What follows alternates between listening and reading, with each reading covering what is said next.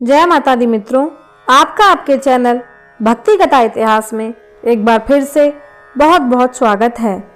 जैसा कि आप जानते हैं कि आज नवरात्र का 7वां दिन है। आज के दिन माँ कालरात्रि की उपासना की जाती है। इससे जुड़ा वीडियो आपके इसी चैनल पर हमने अपलोड किया हुआ है, जिसमें हमने आपको माता के अवतरण की कथा, पूजा विधि, मंत्र एक वीडियो में तथा माँ कालरात्रि की अद्भुत चालीसा और आरती दूसरे वीडियो में बताए हैं। दोनों का लिंक आपको डिस्क्रिप्शन में तथा एंड स्क्रीन पर मिल जाएगा, तो कृपया एक बार जाकर उनको अवश्य देखें। जैसा कि हमने आपको पहले भी बताया है कि नवरात्रि के किस दिन श्री दुर्गा सप्तशती के किस अध्याय का पठन करना चाहिए, तो आज 7वां नवरात्र है। इस दिन श्री दुर्गा सप्तशती के 12वें और 13वें अध्याय का पठन करना चाहिए। तो चलिए अब अध्याय को सुनते हैं। 12वां अध्याय, देवी के चरित्रों के पाठ का महात्म्य। देवी बोली, हे देवताओं, जो पुरुष इन स्तोत्रों द्वारा एकाग्रचित होकर मेरी स्तुति करेगा, उसके संपूर्ण कष्टों को निसंदेह मैं हर लूंगी। मधुकैटभ के नाश, महिषासुर के वध और शुंभ तथा निशुंभ के वध की जो मनुष्य कथा कहेंगे, मेरे महात्म्य को अष्टमी, चतुर्दशी एवं नवमी के दिन एकाग्रचित्त होकर ध्यान से भक्तिपूर्वक सुनेंगे, उनको कभी कोई पाप न रहेगा। पाप से उत्पन्न हुई विपत्ति भी उनको ना सताएगी। उनके घर में दरिद्रता ना होगी और ना उनको प्रियजनों का बिछोह ही होगा। उनको किसी प्रकार का भय न होगा। इसीलिए प्रत्येक मनुष्य को भक्तिपूर्वक मेरे इस कल्याणकारक महात्म्य को सदा पढ़ना और सुनना चाहिए। मेरा यह महात्म्य महामारी से उत्पन्न हुए संपूर्ण उपद्रवों को एवं 3 प्रकार के उत्पातों को शांत कर देता है। जिस घर व मंदिर में या जिस स्थान पर मेरा यह स्तोत्र विधि पूर्वक पढ़ा जाता है, उस स्थान का मैं कभी भी त्याग नहीं करती और वहां सदा ही मेरा निवास रहता है। बलिदान, पूजा, होम तथा महा उत्सवों में मेरा यह चरित्र उच्चारण करना तथा सुनना चाहिए। ऐसा हवन या पूजन मनुष्य चाहे जानकर या बिना जाने करे, मैं उसे तुरंत ही ग्रहण कर लेती हूँ। और शरद काल में प्रत्येक वर्ष जो महापूजा की जाती है, उनमें मनुष्य भक्ति पूर्वक मेरा यह महात्म्य सुनकर सब विपत्तियों से छूट जाता है और धन, धान्य तथा पुत्रादि से संपन्न हो जाता है। और मेरे इस महात्म्य व कथाओं इत्यादि को सुनकर मनुष्य युद्ध में निर्भय हो जाता है और महात्म्य के श्रवण करने वालों के शत्रु नष्ट हो जाते हैं तथा कल्याण की प्राप्ति होती है और उनका कुल आनंदित हो जाता है। सब कष्ट शांत हो जाते हैं तथा यह भयंकर स्वप्न दिखाई देना और घरेलू दुख इत्यादि सब मिट जाते हैं। बाल ग्रहों में ग्रसित बालकों के लिए यह मेरा महात्म्य परम शांति को देने वाला है। मनुष्य में फूट पड़ने पर यह भली भांति मित्रता करवाने वाला है। मेरा यह महात्म्य मनुष्य को मेरी जैसी सामर्थ्य की प्राप्ति कराने वाला है। पशु, पुष्प, अर्घ्य, धूप, गंध, दीपक इत्यादि सामग्रियों द्वारा पूजन करने से, ब्राह्मण को भोजन करा के, हवन करके, प्रतिदिन अभिषेक करके, नाना प्रकार के भोगों को अर्पण करके और प्रत्येक वर्ष दान इत्यादि करके जो मेरी आराधना की जाती है और उससे मैं जैसी प्रसन्न हो जाती हूँ, वैसे ही प्रसन्न मैं इस चरित्र के सुनने से हो जाती हूँ। यह महात्म्य श्रवण करने पर पापों को हर लेता है तथा आरोग्य प्रदान करता है। मेरे प्रादुर्भाव का कीर्तन दुष्ट प्राणियों से रक्षा करने वाला है। युद्ध में दुष्ट दैत्यों का संहार करने वाला है।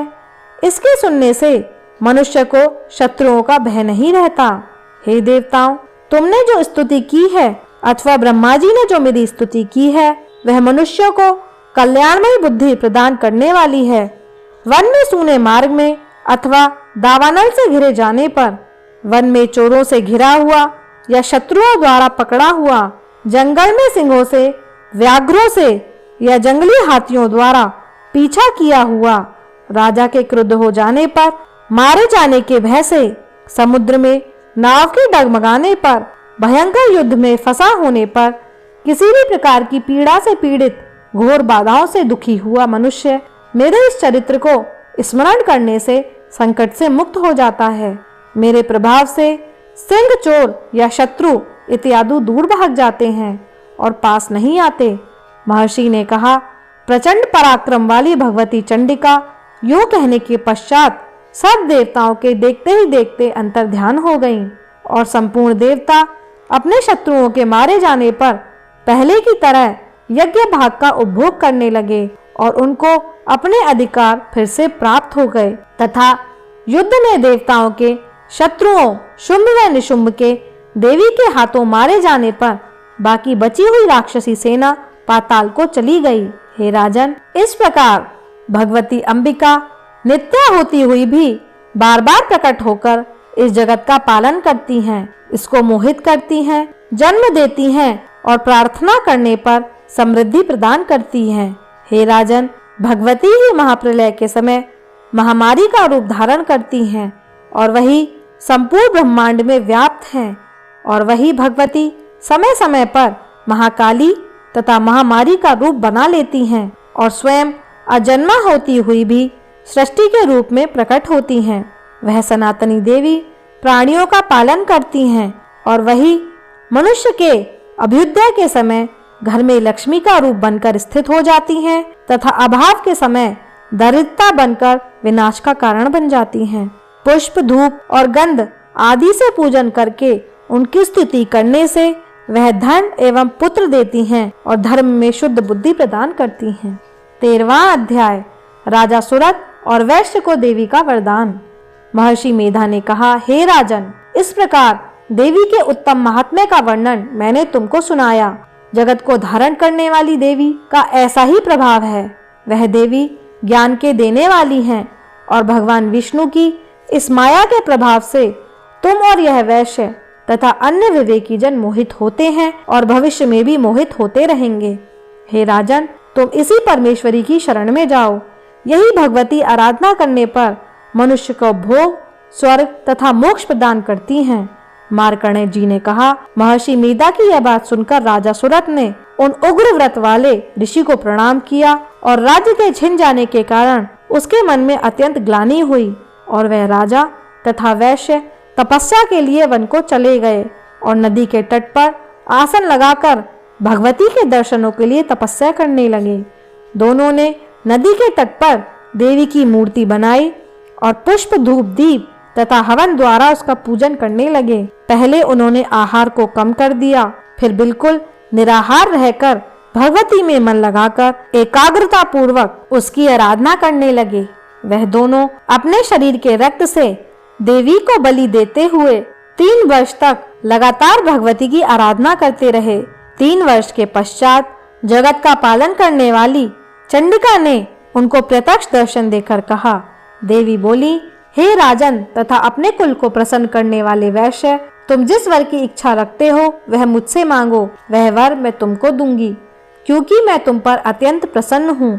मार्कण्डेय जी कहते हैं, यह सुन राजा ने अगले जन्म में नष्ट ना होने वाला अखंड राज्य और इस जन्म में बलपूर्वक अपने शत्रुओं को नष्ट करने के पश्चात अपना पुनः राज्य प्राप्त करने के लिए भगवती से वरदान मांगा। और वैश्य ने भी, जिसका चित्त संसार की ओर से विरक्त हो चुका था, अतः भगवती से अपनी ममता तथा अहंकार रूप आसक्ति को नष्ट कर देने वाले ज्ञान को देने के लिए कहा। देवी ने कहा, हे राजन, तुम शीघ्र ही अपने शत्रुओं को मारकर पुनः अपना राज्य प्राप्त कर लोगे। तुम्हारा राज्य स्थिर रहने वाला होगा। फिर मृत्यु के पश्चात आप सूर्य देव के अंश से जन्म लेकर सावर्णिक मनु के नाम से इस पृथ्वी पर ख्याति को प्राप्त होंगे। हे वैश्य, कुल में श्रेष्ठ आपने जो मुझसे वर मांगा है मैं आपको देती हूँ। आपको मोक्ष के देने वाले ज्ञान की प्राप्ति होगी। मार्कण्डेय जी कहते हैं, इस प्रकार उन दोनों को मनोवांछित वर प्रदान कर तथा उनसे अपनी स्तुति सुनकर भगवती अंतर्ध्यान हो गईं और इस प्रकार क्षत्रियों में श्रेष्ठ वह राजा सुरथ भगवान सूर्यदेव से जन्म लेकर इस पृथ्वी पर सावर्णिक मनु के नाम से विख्यात हुए। तो मित्रों, इसी के साथ श्री दुर्गा सप्तशती के अध्यायों का समापन होता है।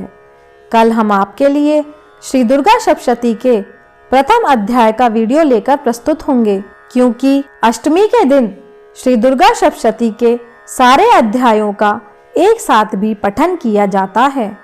श्री दुर्गा सप्तशती के समस्त अध्यायों की हम प्लेलिस्ट बना देंगे, जिससे आपको अलग अलग वीडियो ढूंढने की परेशानी ना हो। आप पहले अध्याय से उस प्लेलिस्ट को चला दें, वो अपने आप 13वें अध्याय तक चल जाएगी। इस प्लेलिस्ट का लिंक हम आपको डिस्क्रिप्शन में तथा एंड स्क्रीन पर दे देंगे। शुभ नवरात्रि। जय माता दी।